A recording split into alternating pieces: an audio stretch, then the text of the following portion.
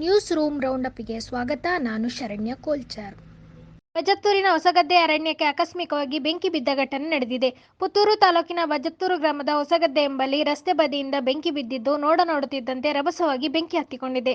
ರಸ್ತೆ ಬದಿಯಲ್ಲಿದ್ದ ಗುಡ್ಡದ ಮೇಲೆ ಆವರಿಸತೊಡಗಿದ ಬೆಂಕಿಯನ್ನು ಸ್ಥಳಕ್ಕೆ ಆಗಮಿಸಿದ ಅಗ್ನಿಶಾಮಕ ದಳದ ಸಿಬ್ಬಂದಿಗಳು ಬೆಂಕಿ ನಂದಿಸುವ ಕಾರ್ಯದಲ್ಲಿ ಯಶಸ್ವಿಯಾಗಿದ್ದಾರೆ. ಅಗ್ನಿಶಾಮಕ ದಳದವರಿಗೆ ಸಾರ್ವಜನಿಕರು ಬೆಂಕಿ ನಂದಿಸುವ ಕಾರ್ಯದಲ್ಲಿ ಸಹಕರಿಸಿದ್ದಾರೆ.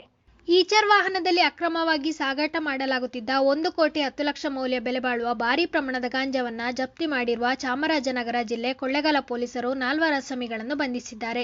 ಬೆಂಗಳೂರು ಕಡೆಯಿಂದ ಈಚರ್ ವಾಹನದಲ್ಲಿ ಸಾಗಿಸುತ್ತಿದ್ದ 221 ಕೆಜಿಯಷ್ಟು ಒಣ ಗಾಂಜಾವನ್ನು ಕೊಳ್ಳೇಗಾಲ ಪೊಲೀಸರು ನರಿಪುರ ಗ್ರಾಮದಲ್ಲಿ ಸೆರೆ ಹಿಡಿದಿದ್ದಾರೆ.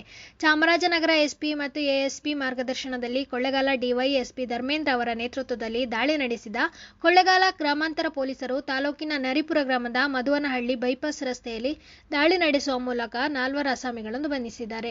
KA13 D2235 ನೋಂದಣಿಯ ಈಚರ್ ವಾಹನದಲ್ಲಿ 4 ಬಿಳಿ ಬಣ್ಣದ ಪ್ಲಾಸ್ಟಿಕ್ ಚೀಲಗಳಲ್ಲಿ 221 ಕೆಜಿ ಒಣ ಗಾಂಜಾವನ್ನು ಪ್ಲೈವುಡ್ ಶೀಟ್ಗಳ ಜೊತೆ ಬಚ್ಚಿಟ್ಟು ಸಾಗಾಟ ಮಾಡಲಾಗುತ್ತಿದ್ದ ವೇಳೆ ದಾಳಿ ನಡೆಸಿದ ಪೊಲೀಸರು ಸುಮಾರು 1,10,00,000 ಮೌಲ್ಯದ 221 ಕೆಜಿ ಒಣ ಗಾಂಜಾವನ್ನು ವಶಕ್ಕೆ ಪಡೆದು ಬೆಂಗಳೂರು, ಹರಿಯಾಣ, ಯಾದಗಿರಿ, ಹರಿಹರ ಮೂಲದ ಸೆಂದಿಲ್ ಕುಮಾರ್, ರವಿಕುಮಾರ್, ಉಮಾಶಂಕರ್, ವಿನಾಯಕ್ ಎಂಬ 4ರನ್ನು ವಶಕ್ಕೆ ಪಡೆಯಲಾಗಿದ್ದು NDPS ರೀತಿಯ ಪ್ರಕರಣ ದಾಖಲಿಸಿ ತನಿಖೆ ಕೈಗೊಂಡಿರುವುದಾಗಿ ಜಿಲ್ಲಾ ಪೊಲೀಸ್ ವರಿಷ್ಠಾಧಿಕಾರಿಗಳು ಪ್ರಕಟಣೆ ಹೊರಡಿಸಿದ್ದಾರೆ.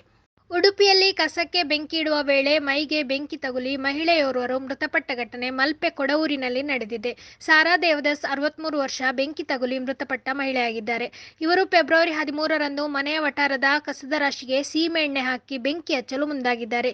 ಈ ಸಂದರ್ಭದಲ್ಲಿ ಕಸಕ್ಕೆ ಸೀಮೆ ಎಣ್ಣೆ ಹಾಕುವಾಗ ಆಕಸ್ಮಿಕವಾಗಿ ಸೀಮೆ ಎಣ್ಣೆ ಅವರು ಹಾಕಿದ ಬಟ್ಟೆಗೆ ತಾಗಿ ಸಾರಾ ಅವರು ಗಂಭೀರವಾಗಿ ಗಾಯಗೊಂಡಿದ್ದರು. ಮನೆಯವರು ಹೊರಗೆ ಬಂದು ಬೆಂಕಿ ಆರಿಸಿ ನೋಡಿದಾಗ ಸಾರಾ ಅವರ ದೇಹ ಸಂಪೂರ್ಣ ಸುಟ್ಟು ಹೋಗಿತ್ತು.